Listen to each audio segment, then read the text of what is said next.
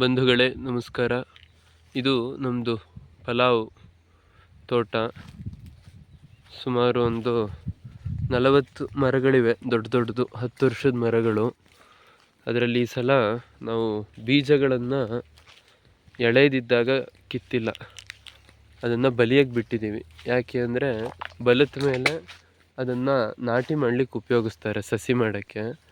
ಹಾಗಾಗಿ ಈ ಸಲ ಬೀಜಗಳನ್ನು ಸಸಿ ಮಾಡೋರಿಗೆ ಅಂತ ಬಿತ್ತನೆಗೆ ಅಂತಲೇ ಬೀಜಗಳನ್ನು ಕೊಡ್ತಾಯಿದ್ದೀವಿ. ಹಾಗಾಗಿ ಯಾರಿಗಾದರೂ ಇದನ್ನು ಸಸಿ ಮಾಡಲಿಕ್ಕೆ ನರ್ಸರಿಯವರಿಗೆ ಬೀಜಗಳು ಬೇಕು ಅಂದರೆ ನಮ್ಮನ್ನು ಸಂಪರ್ಕ ಮಾಡ್ಬೋದು, ಅಥವಾ ಸಸಿಗಳು ಬೇಕು ಅಂದರೂ ಸಂಪರ್ಕ ಮಾಡ್ಬೋದು. ಸಸಿಗಳು ಸಿಗುತ್ತೆ, ಬೀಜಗಳು ಸಿಗುತ್ತೆ. ನೋಡಿ, ಇಲ್ಲಿ ನೀವು ನೋಡ್ಬೋದು ಬೀಜಗಳು ಹೇಗೆ ಬಲ್ತಿದೆ ಅಂತ.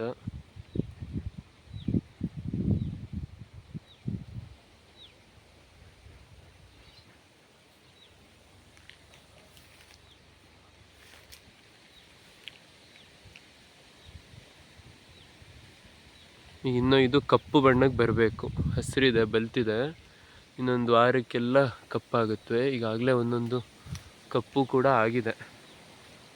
ಕಪ್ಪಾಗಿರೋದನ್ನೆಲ್ಲ ಈಗ ಕೀಳ್ಸಿದ್ದೀವಿ. ತುಂಬ ಜನ ಕೇಳಿದ್ರು ಅಂತ. ಇಲ್ಲಿ ನೋಡಿ, ಕೆಲವು ಕಪ್ಪಾಗಿದೆ. ಈ ಥರ ಸುಮಾರೊಂದು 40 ಮರದಲ್ಲಿ ನಮಗೆ ತುಂಬ ಚೆನ್ನಾಗಿ ನಾಟಿಗೆ ಬಿತ್ತನೆಗೆ ಬೀಜಗಳು ಅಂತಲೇ ಮಾಡ್ತಾಯಿದ್ದೀವಿ. ಯಾರೇ ಬೇಕಂದರೂ ಕೂಡ ಇಲ್ಲಿ ಡಿಸ್ಕ್ರಿಪ್ಷನ್ನಲ್ಲಿ ನಂಬರ್ ಹಾಕಿರುತ್ತೆ, ಸ್ಕ್ರೀನಲ್ಲೂ ಕೂಡ ನಂಬರ್ ಹಾಕಿರುತ್ತೆ, ಸಂಪರ್ಕ ಮಾಡ್ಬೋದು. ಕೊರಿಯರ್ ಮೂಲಕ ಕಳಿಸ್ಕೊಡ್ತೀವಿ. ಇದು ನೋಡಿ, ಕಿತ್ತಿರೋ ಬೀಜಗಳು ಪೂರ್ತಿ ಹಣ್ಣಾಗಿರುತ್ತೆ.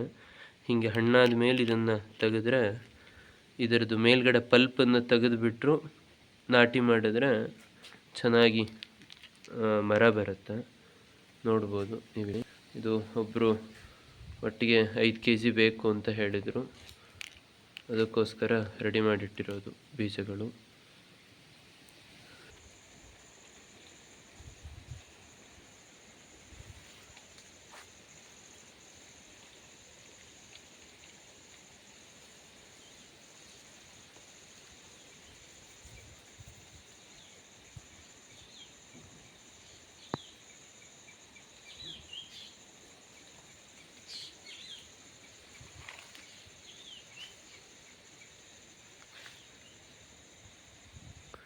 ಇದು ಸಸಿಗಳು ರೆಡಿಯಾಗಿರೋದು.